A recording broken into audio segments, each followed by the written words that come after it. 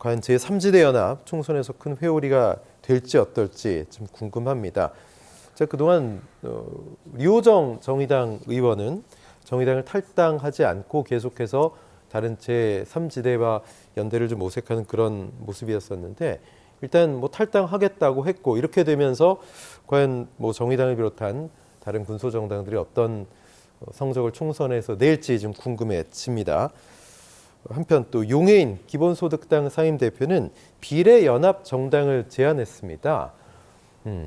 지역구 비례대표 윤 정권에 맞서서 아예 민주진보진영 대 보수진영 1대1로 하자 이런 주장은 좀 어떻게 보세요?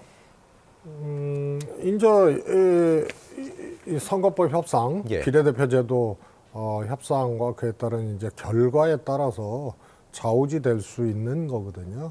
예를 들어서 현행 제도가 유지된다는 전제하에 예. 용해인 의원의 이 얘기도 현실화될 가능성이 좀 있는 거지. 아하. 지금 기존의 제도로 다시 되돌아갔을 때는 사실 현실성이 없는 거죠. 그러니까 병리평으로 간다면 그렇습니다. 네. 그래서 또 민주당 입장에서는 병리평 회기에 대한 반발들이 대외적으로 있기 때문에 다시 현행 제도로 간다라고 하면 위성 정당을 만들어야 되는데 그거는 뭐 국민의힘도 마찬가지고 민주당도 마찬가지고 지난번에 굉장히 기형적인 그런 제도로 그렇게 귀착시키는데 네. 위성 정당이 아주 상징적인 역할을 했거든요.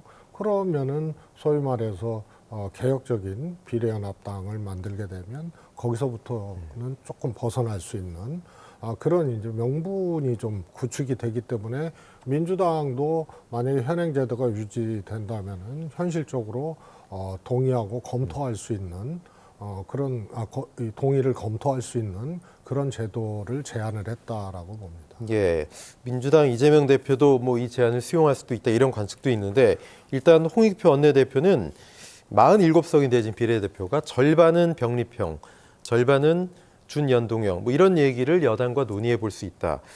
이거에 대해서는 어떻게 보십니까? 지금 이제 병리평 회기도 양당이 합의를 해야 되잖아요.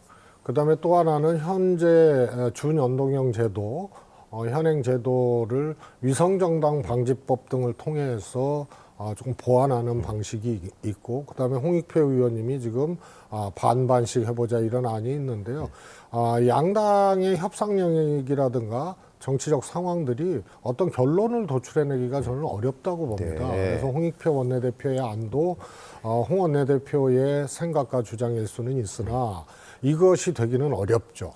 병리평이 안 되면 위성정당 방지법을 만들어서 해야 되는데 이것은 또 국민의힘이 또 반대를 하거든요. 네. 한동훈 위원장도 병리평 회기를 아예 못 박아서 얘기를 했단 말이에요. 그렇죠. 그런데 홍익표 원내대표의 안을 얘기는 던져볼 수 있지만 이것을 합의해내기는 어려운 거죠. 예, 어쨌든 뭐 민주 진영, 비례연합 정당 뭐 이런 형태로 선거가 치러진다면 조국 전 장관까지도 여기에 합류하는 거 아니냐 이런 얘기도 나오는 게 좀 용해인 의원이 조 전 장관을 만나고 있다고 하더라고요.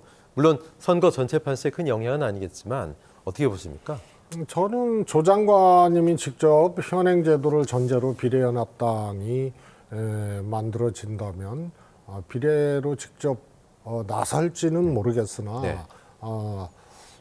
같이 할 가능성은 있다고 봅니다. 네, 그게 선거 판세에 어떤 큰 영향을 줄 가능성은 그렇게 높아 보이진 않습니까? 어떻습니까? 지역구 선거에서는 뭐 큰 영향은 저는 없다고 봅니다. 네, 근데 워낙 또 상징적인 인물이기 때문에 네, 문재인 네. 정권에 예. 그렇습니다. 네. 그런데 이제 비례연합당에 참여를 하게 되면 그 자체로서 비례연합당이 그게 뭐 소위 말해서 지금 일당, 이당, 여야 양당처럼 지역구도 확 나가서 많은 득표를 하고 의원도 배출하고 이런 의미가 아니기 때문에 전체 선거 판세에서는 큰 영향은 없다. 그러나 비례연합당 자체로는 의석수는 국민의힘이 만들게 될 현행 제도를 전제하에 위성정당을 상회할 수도 있죠. 예.